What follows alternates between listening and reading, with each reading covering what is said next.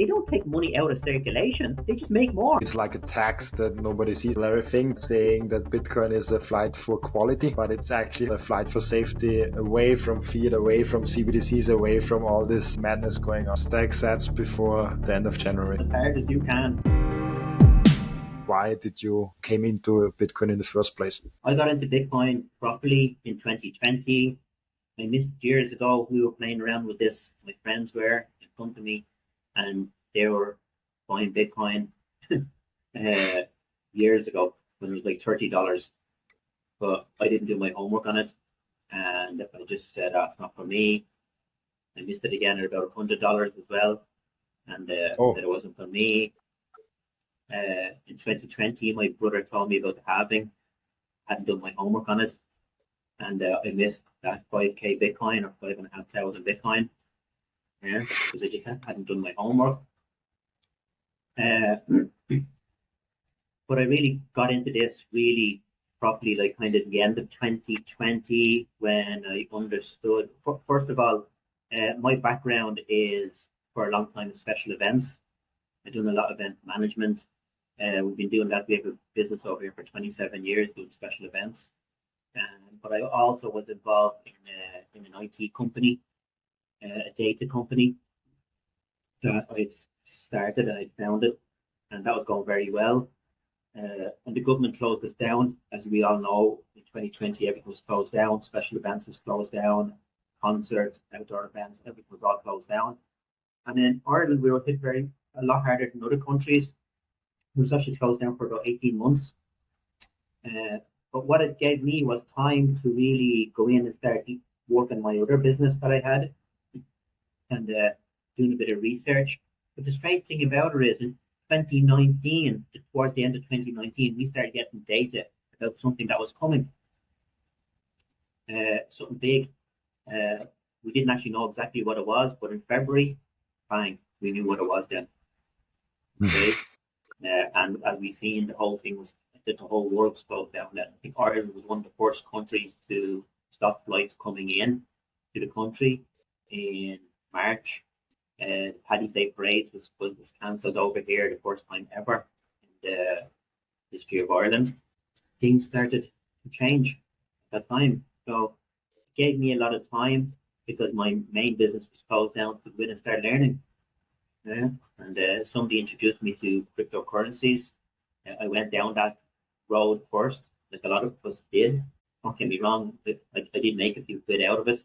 You know, I did, yeah, make money out of it, which was good. And then I said, it's okay. I've got a good return on this. Maybe I should come in and start learning a little bit more about this. Yeah. I'm spending a lot of time and energy with the events business. I had been before. And maybe I should do something a bit more smarter. So that's when I started learning a little bit more. As I said, I missed the last halving of 5k Bitcoin because I didn't understand what Bitcoin was, and I didn't even understand that I could buy a piece of Bitcoin like Satoshis.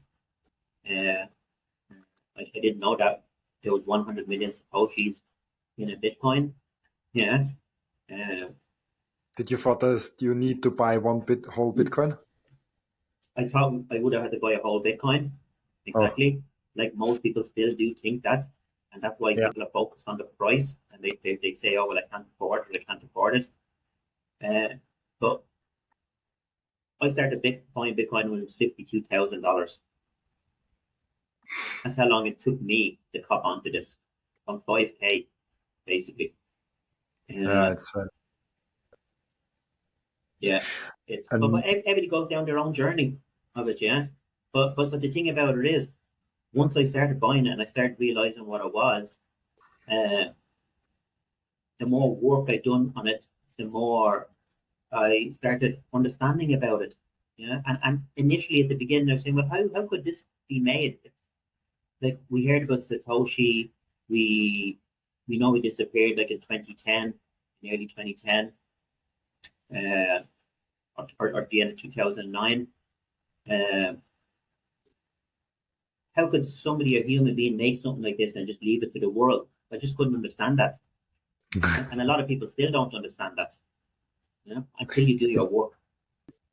It's also an unbelievable story if someone created something and they just leave after such a short amount of time, and the thing actually lives on. Usually, if a founder leaves a company in such a short amount of time, the company probably dies if he doesn't have someone following up really good. But the idea was just so brilliant that people catched on to it and just wanted to follow through with it. That's a beautiful thing. Yeah, it is a beautiful thing, and that's probably one of the reasons why it kept on going as well, because no human controlled it, you know, Nobody uh, was in charge. wasn't totally in charge of it. Yeah, it was there for the people. It was left for the people, and thank God some good people started working on it. And look what it's grown to now. It's a monster that cannot be stopped. It cannot be stopped. You know, I mean, nation states cannot stop this. You know, uh, but I think that's what a lot of people have to get their head around. You know that it was created by somebody or something or some entity or something. Yeah, we just don't know. People are just speculating about who created it. And to a certain extent, it does not even matter because it's all open source, it's all verifiable. You can look it up. You can all, like, you can, every step of the way, you can verify it and look through it and can tell yourself. Like, I hear this a lot on Twitter, and people are like, oh, but this created it and NSA and stuff like that. And I'm like, okay, but point me to the point where it's wrong. Like, point me to the vulnerability of Bitcoin, and there's nothing coming because there is not such a thing. What is Bitcoin for you? I think you describe it as a savings technology, and Yeah, we for talked me, earlier. yeah, definitely, yeah. For me, what I see it as, and what I see a lot of people should be seeing it as for themselves personally. You know, leave aside the institutions and the big corporations and all this, but for every single man, woman, and child out there, this is the most advanced savings technology that was ever given to mankind, ever, ever created. Yeah, and people need to understand that. And they will only understand that if they put in the hours to learn about it. And if they put in the hours, they will be rewarded over time with the growth of their Satoshis. Yeah. I can see in the future people will not be talking about Bitcoin. They will be talking about Satoshis. Like say Yes, maybe in 8 or 10 years' time. That's where it's going. Yeah. it's already started a little bit. More people are starting to look not at Bitcoin; they're looking at Satoshis. Some wallets are giving you the option to not look at the Bitcoin value, but of the Satoshi value, and it's really good. Um, was this the reason that you saw it as a saving technology, that you also are now the host of, I think, the biggest Bitcoin conference in Ireland? Can I say that? Yeah. Set up, What, yeah. what, We started that 2 years ago in uh, actually 2022 with our first meeting that we had. It just came up as an idea between me and the co-founder, a friend of mine. We were just saying, let's get a few people to meet up. It started off like as a meetup with 30 people. All of a sudden, it was full. Then I said, okay, let's do 50 people. That filled up, then 80 people, and it just went on and on. Yeah. And imagine the first meeting that we had was like 200 people at the event, just through our connections and through people that wanted to learn. And then this year again in 2023, we had it, and the event grew at least 50% more in the first year. So next year, we're going to have a bigger event. It's called the uh, Bitcoin Ireland Conference. It's the biggest conference in Ireland for Bitcoin. We have it goes on for the whole day. In the future, we will have it for like a weekend one. But we're happy to keeping it what it is for the time being. But it's growing every year. It's growing and growing and growing. Yeah, by at least more than 50% growth on it every year, which is good. it's so fascinating that Bitcoiners in the space are so motivated to do so much. even though for me it's sound money, and for me the definition of sound money is not something you have to fight for, because it will be successful anyway. Like it cannot be stopped. Like why are we doing the extra work? Even though we know it's sound money, we could just sit back and relax and say, I know Bitcoin will be sound money. I can focus my time on something else and just see my stacks growing and seeing the adoption growing. Um, why do you think people like you and other people have so much motivation to put in Bitcoin uh, more than just buying it? I think what it is, once we understand it and once we know about it, we need to just spread the word about it to try and help other people. That's what it is really for me. I'm trying to help other people that just don't get it yet. They don't understand what's really going on. And in 2020, how I really got into Bitcoin was when I think I heard about it a few times before that, but what really nailed it for me when I seen that Tucker Carlson and Michael Saylor interview in 2020, and he explained about what was really going on with our money, how our money is being devalued. Normally, it was being devalued by about 7 to 10% in the US and in America. The Americans have the world reserve currency. They've got the most powerful currency. So if the Americans were going down 7% to 10%, what was Europe going down? We were worse. You know what I mean? I think we're three down. So I think it's the dollar, then it's the sterling, then it's the euro. Yeah. And if I was going to lose 20% of my wealth that I had worked for the last 48 years, all my savings in 1 year, I had to do something to protect my family. And if I didn't, shame on me. It's like a giant melting ice cube. I also like the picture that Michael Saylor drew from the beginning. It's like a melting ice cube. You're just seeing it melting faster and faster. Yeah. But the thing about it is it's slow for us here in Europe and in America. Imagine you're in a country like Argentina and you're losing 100, 110% per year devaluation on your currency. If you're in Turkey and you're losing about 40% per year, then you really feel it. But I think we're going to start really feeling it now coming into the future. Yeah, what's about to happen and how they're going to keep on printing and printing and printing. And it was so interesting. I was in a coffee shop there during the week and I was sitting down beside this man and he looked like a fairly affluent man. And we were talking and the guy behind the counter knows me from coming in. And I was sitting on at the bar, the coffee bar. And the guy behind the counter was kind of teasing me, saying to me, are you still into that Bitcoin stuff? How's that going for you? And I said, yeah, well, I offered to show you.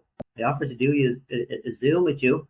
It'll change your life once you understand what's really going on. And he said, oh, sure, I have no money put into that.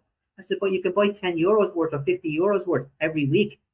You need to start learning about it and really understand that if you're leaving your money in euros or dollars on fiat currency, you're actually getting poorer by the month because the government is behind our back printing all this money. That's the first thing you need to get, that aha moment or that light bulb moment. And then you need to make a plan for yourself. How are you going to protect your family? And the man was sitting beside me and all says, oh yeah, but sure, the government has to print money, don't they? They have to take excess cash in, the bad notes, and print new ones. And I was like, what? I said, this guy looks as if he has money, but he just hasn't done his work on what is money and just doesn't understand when the government or the European Central Bank prints extra money, they don't take money out of circulation. They just make more. They basically take the money from everybody else because the money is going to be devalued. It's like a tax that nobody sees. Yeah, exactly. But this man was trying to tell me that they take in all the notes and then that money is actually taken out of the system. It's not taken out of the system. And I tried to explain that to him. But, we can't help everybody. As we all say, we can only do so much, Yeah, but But education is so key. I see it all the time with simple stuff that you don't need to have a full Bitcoin, that the Bitcoin price itself does not mean it's expensive. You have to look at the whole asset. What's the whole asset worth?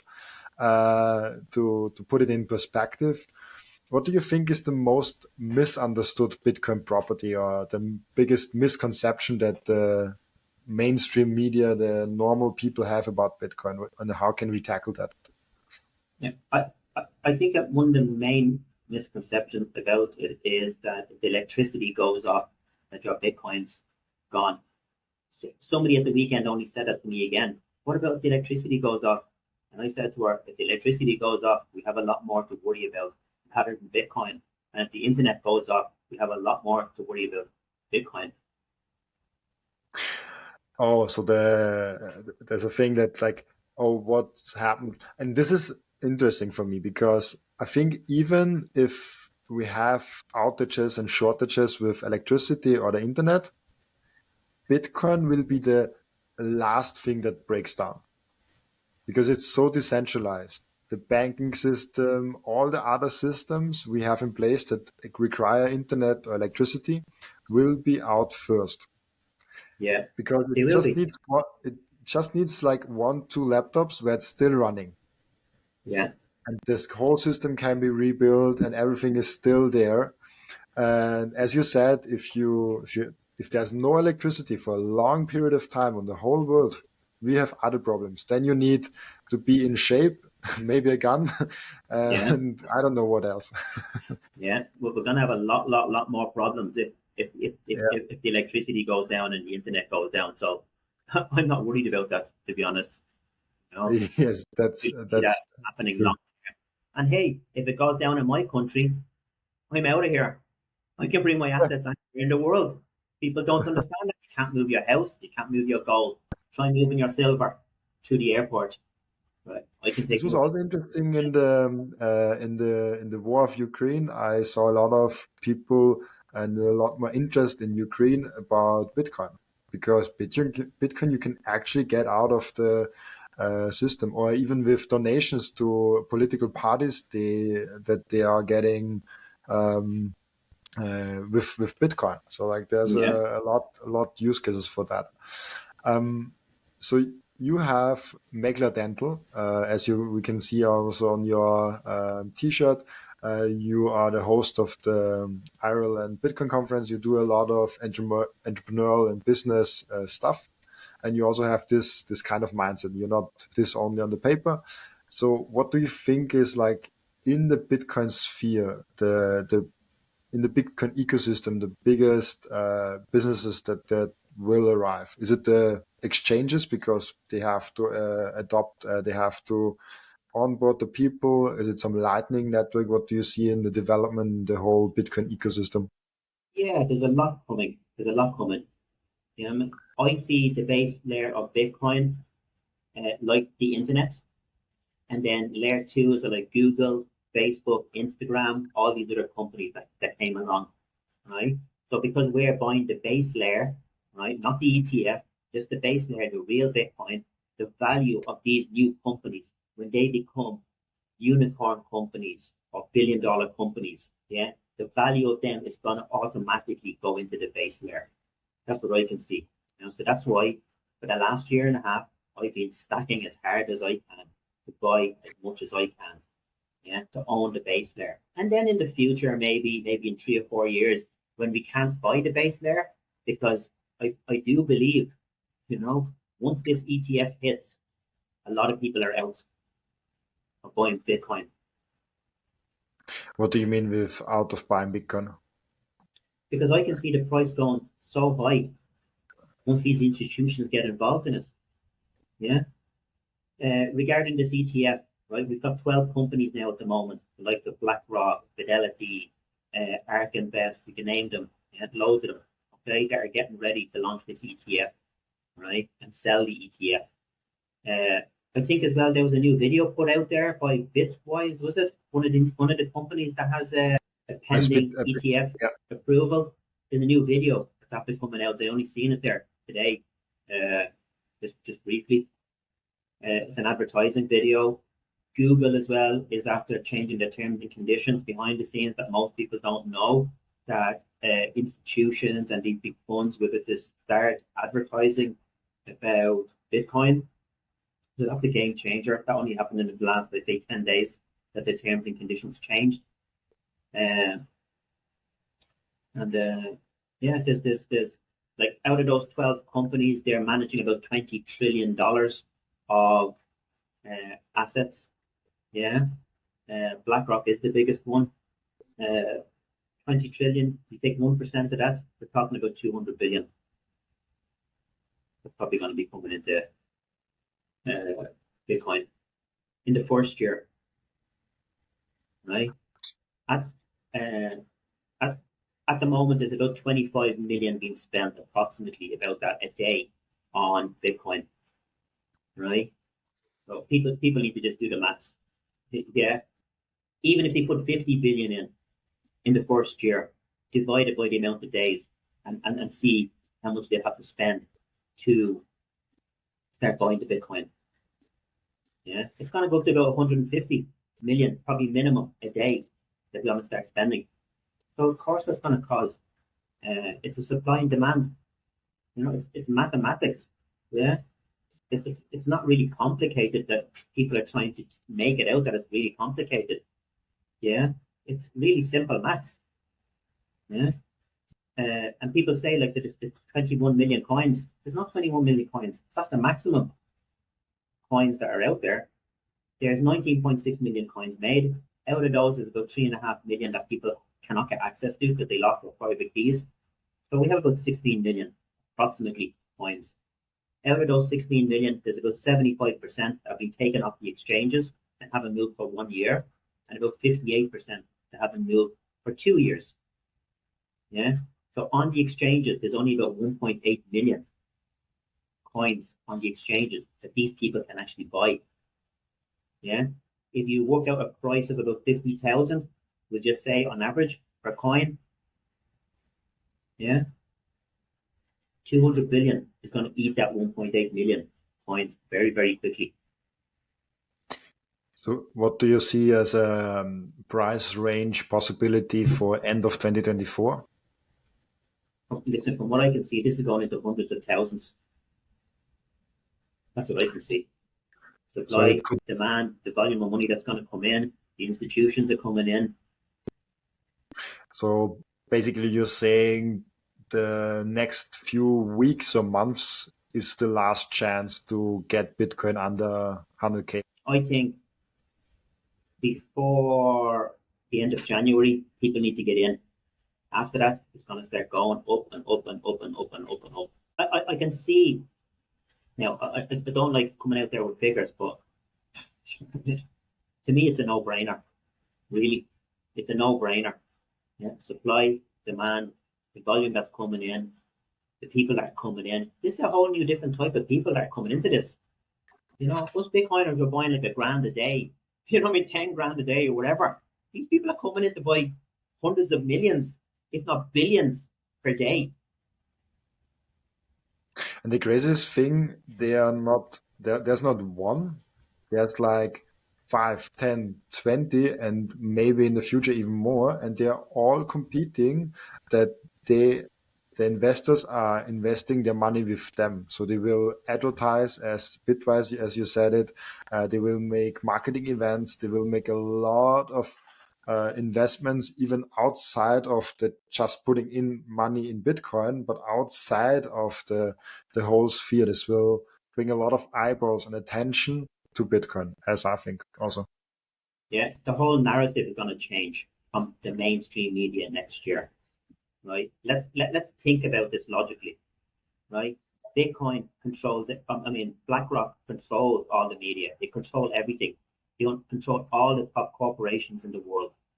Okay. Now, next year I can see the news changing, the papers changing on their outlook about Bitcoin, because BlackRock owns the papers. They own them. They own everything. So the news channels as well. BlackRock owns the news channels. So it's going to come from the very top. Listen, guys, Bitcoin is good now. We're in. You need to change your attitude on Bitcoin. That attitude's going to change very fast. That's what I can see. Well, maybe. And I think a lot of people that have done their work as well can see that. Oh, we're going to see. That's crazy to think about. What do you think is the, like, why are those guys now coming in? For what did they wait to coming now? Why did they not do it 5 years ago? Why not they are not doing it in 5 years? Like, what did change in your opinion? I think a lot of people are maybe as well did not see last year BlackRock created a BlackRock private fund, okay, private fund, and in that private fund they were buying Bitcoin. So I think that they were buying it already. I think they've been buying it for the last maybe year or two, okay, and they've got this special software that they have called Aladdin, isn't it? BlackRock has it's an analytics software that they use to put numbers and figures and all into it. And I Yes. think they've had that plugged into that fund and they've been running their numbers for at least the last year on it. And now they totally understand it. And I say they have floors of people working on this, a whole team of people working on this behind the scenes. Uh, uh, they've been in for a while, they've done their homework, they know they can't leave this any longer. But regarding institutions not coming in themselves, I just don't think there was the mechanism there for them to buy large volumes of Bitcoin. You know, they weren't going to trust the likes of FTX. They weren't going to trust the likes of these exchanges, but they trust BlackRock. They trust Fidelity. They trust all these funds that they have the money in there already. Yeah, anybody that these that have ETFs already. They have the money in the basket already. So now they just need to move it from one basket, like a gold basket, maybe 1% out of there into a Bitcoin ETF basket. It's going to be so easy for them to move this money. Whereas before, trying to take the money out of there, move it onto Coinbase, you know what I mean? That takes days. They don't know if the money's going to arrive, blah, blah, blah. You know what I mean? It was just too difficult for them before. But with these ETFs, it's going to be so easy for the institutions to just click and move it. That's all they're going to be doing. What do you see when they are coming in with so much capital and they are acquiring a lot of Bitcoin, and a lot of people are also going to invest with them, and they're bringing the mainstream on it, they're bringing the newspaper on it. How do you see, or how do you respond to someone saying it's a threat to Bitcoin? They're trying to take it over. They're trying to make their own fork. They're trying to do something with the protocol, something with Bitcoin that might be dangerous to its core principle, because BlackRock is not usually not known for doing freedom money. Yeah, no, it is a great point. I think it'll help the adoption. That's what I think. It's going to help adoption. More people are going to hear about it. They're going to hear about the good side of Bitcoin because, as I said, the news is going to change about all that. It's going to be good, yeah, for a lot of things. Like, and at the end of the day, as I said before, there's less than 1.8 million coins on the exchange, right? And here's something as well, okay? I don't think most people realize this. I can see BlackRock being probably the biggest holder of Bitcoin in a year or 18 months once the ETF launches. The biggest holder of Bitcoin in the world. So who is the biggest holder of Bitcoin at the moment? Robin? Satoshi. BlackRock wants to be the biggest all the time. They are capable of doing it. They're coming in with all Yeah. this money. You know what I mean? Plus all their friends. I can see them having over 1 million coins probably in a year and a half. And they're well capable of doing it. That's crazy. With BlackRock actually pulls it off to buy 1 million coins, because when they are buying it, and the news is even now getting out that they are even buying it now, they have the spot Bitcoin ETF, like the price is gonna shoot up so quickly that they have to pay so much to get those Bitcoins in. But it's a race of adoption, and like it's a race of accumulation, because there is only maximum of 21 million. We talked about it before. Maybe it's even like under 20, under 15 million, maybe, like who knows how many Bitcoin are lost. So it will be interesting to see the adoption. I think I have no clue what's going on next year. I think there's a lot more adoption coming, a lot more positive news, a lot more of events, a lot more money coming in. I think it will be crazy to see. One interesting question, one last interesting question for you. Robin, let's go back to that point, right? There's not 21 million. That's the maximum cap. But that 21 million would only hit in 2138 when most of us would be gone. Okay, that's how long it's going to take to mine the rest of the Bitcoin. At the moment, it's what's on the exchanges. There's approximately 1.8 million or less on the exchanges. That's what the institutions are going in to be buying. 1.8 million coins. That's the number people really need to be looking at. Do you think BlackRock can actually pull it off to buy basically all of them? I think myself, in the next 18 months, I think they're going to be the biggest Bitcoin holder out there. I mean, they're going to come in. I can see what's going to happen. On the first couple of days when this launches, okay? At the moment, we've been on looking at Michael Seyr, and he's brilliant. You know, I love all his content. I love the way he talks, everything that he explains about. These people are going to be coming in, and they're going to be buying what Michael Seyr has accumulated in the last 2 years in one day. That's what I can see happening. In one day, like 150,000 coins being bought. Boom. The next day, more. The next day. Why did they not experiment with any altcoins? BlackRock. I think maybe in the future, you'd be surprised. They probably have experimented behind the scenes and done things themselves behind the scenes. They've ran the numbers. They've done everything. But I can see in the future as well, maybe an ETF for Ethereum. But the danger with the Ethereum one is when they done that split there earlier on this year and they forked it, it gave the power into people that own most coins for the network. So if that's the case, BlackRock's going to come in and just going to buy as much as they can and just totally control Ethereum. And I think that's a lot of these Ethereum people don't see that. It's so powerful and so big that they can come in and really take over the Ethereum network. But they can't do the same thing with the Bitcoin network.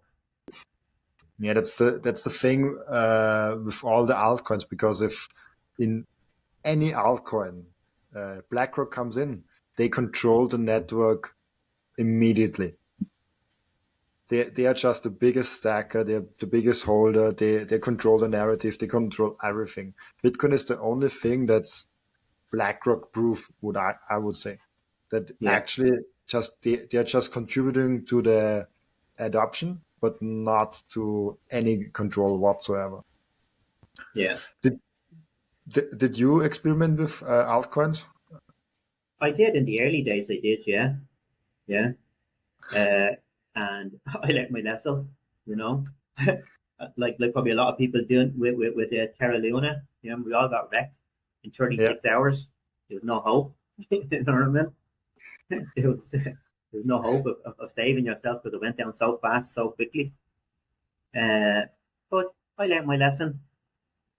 I dusted myself off and kept on going. And I said, there is something here. You know what I mean? And then I just started learning more and more and more about Bitcoin. That's it. I'm just all Bitcoin. I haven't bought anything else. And any of those altcoins, I have some from before, but as soon as the price goes up, I'm getting rid of them. I'm out of there. Will be Bitcoin completely replacing the fiat system? I don't know if it'll completely replace. It could do in maybe 20 years, maybe. You know, but I see a lot of people, a lot of people don't understand as well. There's a new type of money coming. There's a digital currency coming, the CBDC, right? So that's different actually to the fiat system. Yeah, because fiat is one system. This new system is coming. I read an article there from the Bank of International Settlements last year. It was about the CBDCs, and they want every central bank in the world to have a fully functional CBDC by the 1st of January 2025. When I first started hearing about CBDCs, I thought it would be like 2030, maybe that they might launch, but I don't think so. I think they're coming a lot sooner than most people think. Yeah. And I think like next year when people start copping on that maybe these CBDCs are a reality, we'll see a lot more people turning towards Bitcoin as well. Flight for safety. That's what I see Bitcoin. It's a flight for safety. Yeah, I saw the video of Larry Fink saying that Bitcoin is a flight for quality, but it's actually, I think, also a flight for safety, away from fiat, away from CBDCs, away from all this madness going on. Well, he couldn't really say a flight for safety, could he? Because there are people that say safety. What's coming? He couldn't get into that discussion Yeah, and panic everybody. but if he's saying it's a flight for quality, it's kind of he's saying it's a flight for safety. Of course he It's is. it, Exactly. it, That's it exactly what he's saying to people. yeah, it's a different word for it, but it's basically the same thing. Is there anything more you would like to share before we're coming to our end routine on the podcast? I think, yeah, I'd like to share a few numbers maybe, okay, about Bitcoin and how it's been performing over the last couple of years. These are just a few little images there, okay, just to show people. Can you see the screen there? Yeah. Yes, I see it perfectly. Okay. Now I can't make it any bigger, unfortunately, but we can see here all these companies here that are already filed for the ETF and what is about to happen. Once the dam breaks, there's no stopping the inflow of funds coming in, and people are going to be very, very surprised. Yeah, they're going to wake up one day, one night, go to bed, and Bitcoin might be one price, and wake up the next day, and it could be 5 or 10K higher. That's what I see could be happening. You know. Another thing here as well, I'd like to show you something about this is a chart here done by Charlie Bilello, great guy on Twitter. He put this out there in June of this year, and it just shows the difference between all other assets that people have been trying to save in or try to protect their wealth. We can see here gold and how much it's been going up. It's going up about 2% per year, right? Now, if the currency is being devalued by 7 to 10% a year, like what's gold really doing for you? It's not actually making you any more wealthier. It's just trying to preserve your wealth. I think that's what people don't understand about gold as well. Yeah. Right. Compare that to the US NASDAQ is up 17%. You would have done well there. Yeah. At least you would have been up above the devaluation of the currency. But look at Bitcoin. It's up 150% year on year. Yeah. Accumulating. Yeah. In 2023, it's up 83%. 2022 went down, but that's okay. The thing about Bitcoin, it's not a get rich quick scheme. Yeah, you need to do your work, understand what you're buying, understand the value of what you're buying, and you need to hold it for a minimum of 4 years. Yeah. And this chart also shows extremely nice with Bitcoin that it has this patterns. It's up, down, down, Yeah. down. With 2011, 2013, up and then one down, and we can just see the pattern going on. And we are now in the years where it's only going up if the cycle continues. But I love the example that Michael Saylor once gave, that all the patterns break, all the models we have for the price are breaking once the big guy steps in. Like if there's a football game between amateurs, if Cristiano Ronaldo all of a sudden comes in the break for the other team, this will win 10-0. And I think we have such a moment next year, as you explained with the Bitcoin spot ETF. And maybe we have a major super cycle that just keeps on growing and breaks this kind of Bitcoin cycle. What do you think about that? Yeah, this ETF is going to be a game changer. It's going to be something completely different.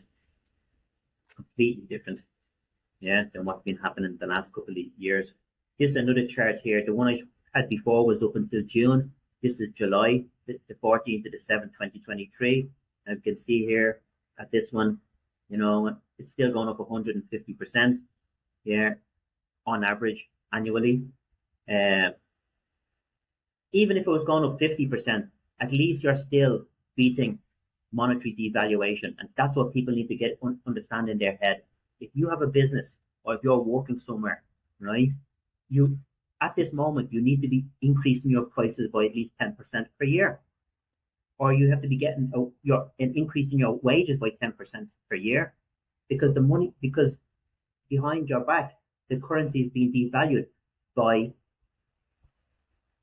a minimum of 7 to 10% per year. In 2020, they devalued it by 20%. In 2021, they've done another 20%. So basically, in the space of 3 years, our currency has gone down by at least 50% in 3 years. Yeah, it's mind blowing if you look at that with just the pure numbers of it. Yeah, and people aren't looking at the numbers though. Yeah, and like, listen, it's not people's fault. I didn't look at the numbers 48 years. I was caught in that race of just trying to keep my head above water and not drown. But we've been all right. We've been okay. I've always done okay. You know, I knew how to make money. I just didn't understand what is money.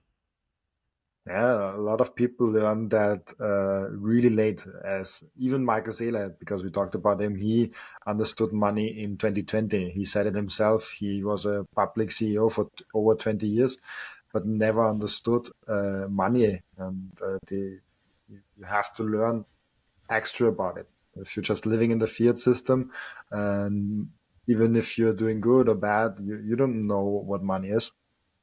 Yeah, no, you won't. And you won't be taught about it either, because they don't want to teach you about it. You'll have to go and learn yourself. You won't go to college, you know, and they won't train you about what is money, because it doesn't suit them to train you about what is money. They need to keep you in that system, that fiat mindset, keep you poor. And that's what it does. And I know a lot of people probably won't understand that. Maybe looking at this, some people might, some people won't. But if your mindset is still in that fiat system, you're at nothing. You can never catch up. You need to get your mindset out of that system, women, and then pull yourself out of it. Do you think the masses will change their mindset once Bitcoin is like fully adopted? I think they will. I think it'll take a bit of time.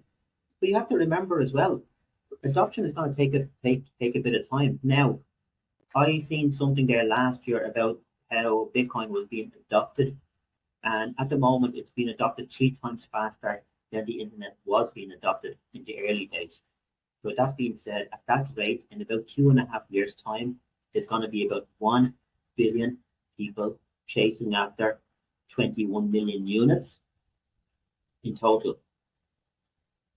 1 billion people chasing after 21 million units. That is 1,000 million chasing after 21 million. But let's remember, there's less than 1.8 million on the exchanges. The institutions are coming in. So there'll probably be only like less than 1 million out there on these exchanges after the first probably 18 months. So stack sats before the end of January. Stack as much as you can, people. As much as you can and as hard as you can. You know? And we have having an end routine at the podcast where the previous guest asks a question for the next guest without knowing who's the next guest is. And the previous guest asked for you, what elements of a Bitcoin standard have you adopted in your life and why? Okay, very good. Well, something about me, I'm a little bit maybe different. I'm running on about 1 month of fiat currency at the moment. Now, I use fiat to pay all my bills and everything. I'm not using it like in an ecosystem to buy things because I just feel the value of these Satoshis is a lot more than what most people think. Yeah. There's a difference between price and value, and people are still looking at the price. I just understand the value of this. I protected myself a lot as best as I could, I think. Yeah, because even I lived through the 2008 crash. Yeah, I truly believe that that's coming as well, sooner rather than later, because we're in the debt spiral at the moment. Yeah, the debt is just out of control, and it's at government levels now. In 2008, it was at the banking level, but it's been kicked up to the government level, and they are not being held accountable for what they're spending. Yeah, they're just spending more and more and more and more. I just don't want to get caught, to be honest, in having loads of fiat in the bank. You know, like some of my friends do have a lot of fiat and they still have it in the bank.